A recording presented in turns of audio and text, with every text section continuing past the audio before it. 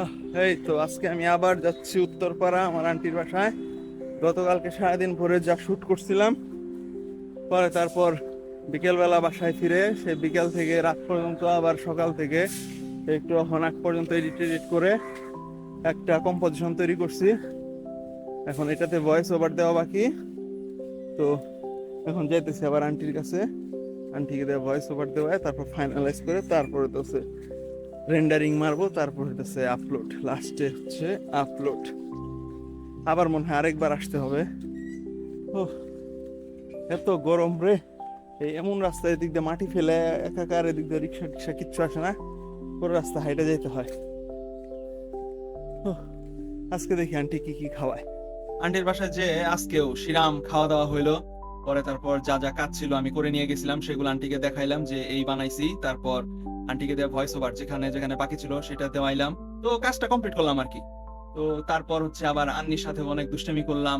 মূল কথা যে আর কি যতক্ষণ ছিলাম ততক্ষণ অনেক এনজয় করলাম। আন্নি, এই যে এই যে আন্নি, ঝুমবালিকা ঝুমবালিকা ঝুমারে ঝুমারে, ঝুমবালিকা ঝুমবালিকা ঝুমারে ঝুমারে। এরপর বিকেল বেলাতে আমরা সবাই একটা প্রাইভেট অটোতে করে আমাদের ছোট খালার বাসায় বেড়াতে যেতেছি। আর তো পারি না, খালি এটুকুই পারি।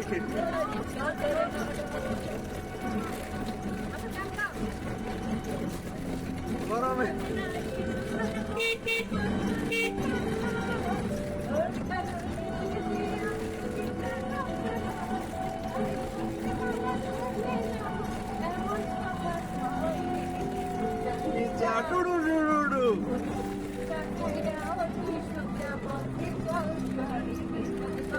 ও সবারই মেজাজ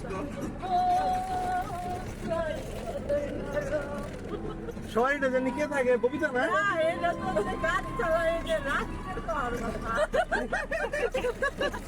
বলবো না আমাদের সেই থাকে গাড়ি।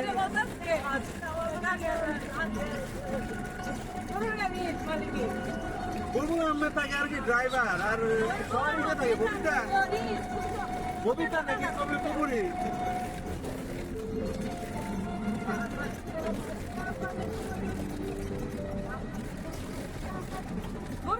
না, সাথী সাথী।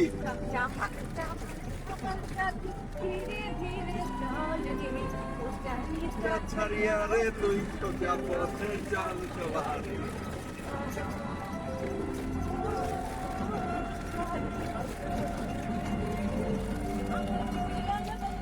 পুরোটা রাস্তা আমরা এইভাবে গান গেতে গেতে মজা করতে করতে গেলাম।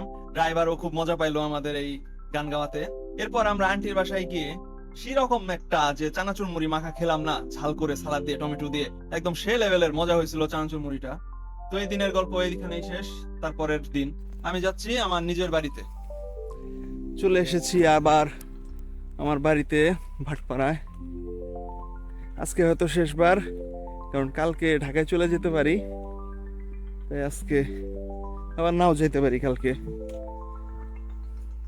তো এই জন্য দেখা সাক্ষাৎ সবার কাছ থেকে বিদায় নিতে আসলাম।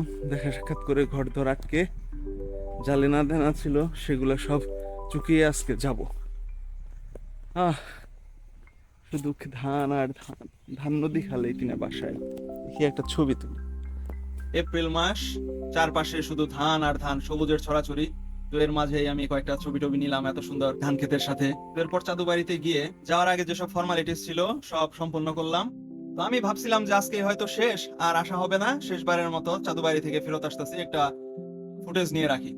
কিন্তু আনফরচুনেটলি আমার পরের দিন আবার যাইতে হইলো।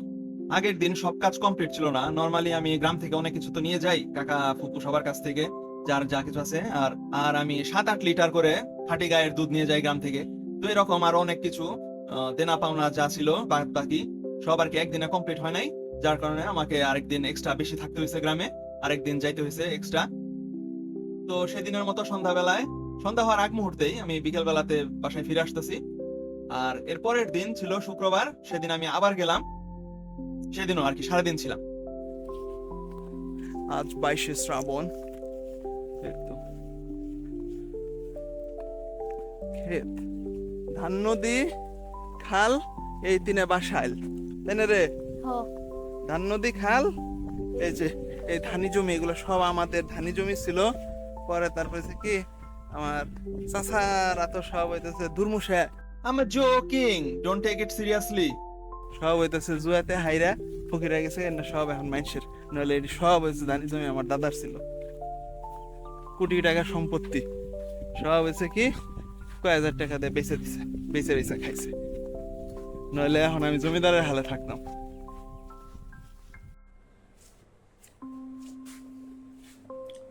এই আমার ঘর, কালকে ঢাকায় চলে যাব।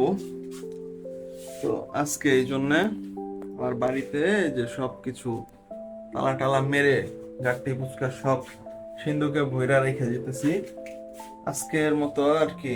আজকে এখানেই বিদায়। এখান থেকে চলে যাব মামা বাড়ি থেকে আর কি, অ্যাকচুয়ালি ওটা কাছে, ওইখান থেকে আর কি গাড়িতে করে ডাইরেক্ট ঢাকায় চলে যাব। তো আজকে হইতেছে ভাটপাড়াতে শেষ। তো সবকিছু হইতেছে তালা টালা মেরে ভালো মতো চেক টেক করে যাচ্ছি। হাই রে হাই, গরম রে।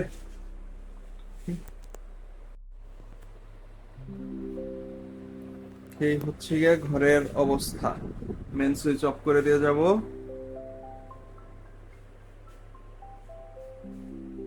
আবার ইনশাল্লাহ বেঁচে থাকলে কুরবানির ঈদের আগে আসবো। এই তো আজকে 19 এপ্রিল।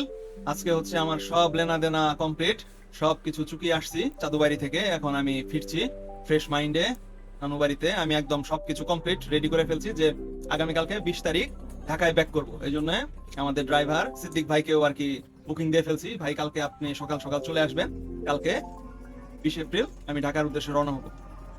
তো এই সবকিছু যখন আর কি ফিক্সড, তারপরে ঘটলো কি একটা বিপত্তি। আমি নানু বাড়ি এসে শুনি যে কথা আসছে। কথা হচ্ছে আমার বড় খালার মেয়ে আসছে ঈদের মধ্যে বেড়াইতে। এখন বলে ভাইয়া তুমি যাও না, আমরা আসছি, আমরা কি করবো একটু ঈদের ফুর্তি করি।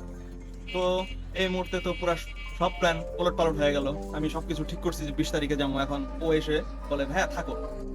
পরে তারপর ই করতে হইলো, ম্যানেজ করতে হইলো, আরো একটা দিন এক্সট্রা থাকলাম, বাড়াইলাম। সিদ্দিক ভাইকে আবার ম্যানেজ করতে হইলো।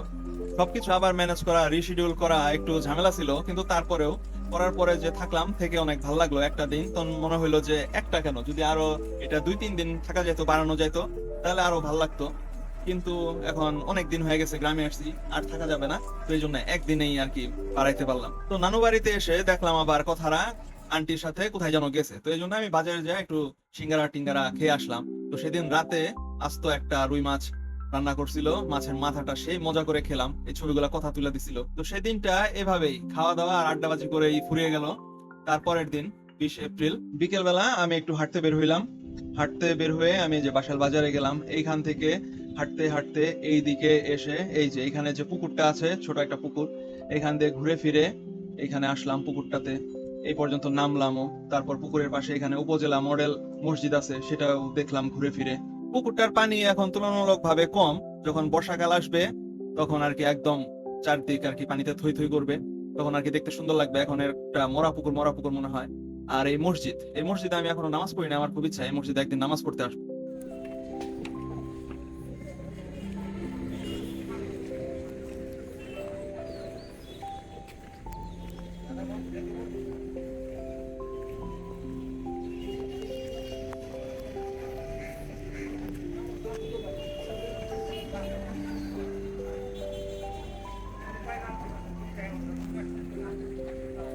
এই হচ্ছে বাসাইল উত্তরপাড়া। এই যে এই নদী ধরে সাঁতরে গেলেই কত দূর গেলে আমার লুচি আন্টির বাসা। আর এই হইতেছে মালুপাড়া, এদিকে সব মালুদের বাসা। এই ব্রিজটা এত চিকন,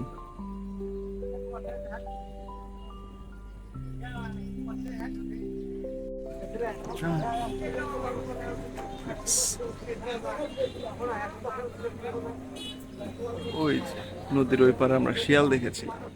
সেদিন বিকেল বেলা অনেক ঘোরাঘুরি করলাম। পরে তারপর সন্ধ্যা ঘনায় আসতেছে, তো এই মুহূর্তে ফেরার পালা। তো আমি যাওয়ার আগে বাজার থেকে একটা মাউন্টেন ডিউ খেলাম, আর ভাবলাম যে তাহলে সন্ধ্যাবেলা একটা পার্টি হোক। তো এই জন্য 1 ফ্লাক্স চা আর কিছু বিস্কুট টিস্কুট কিনে বাসায় নিয়ে গেলাম।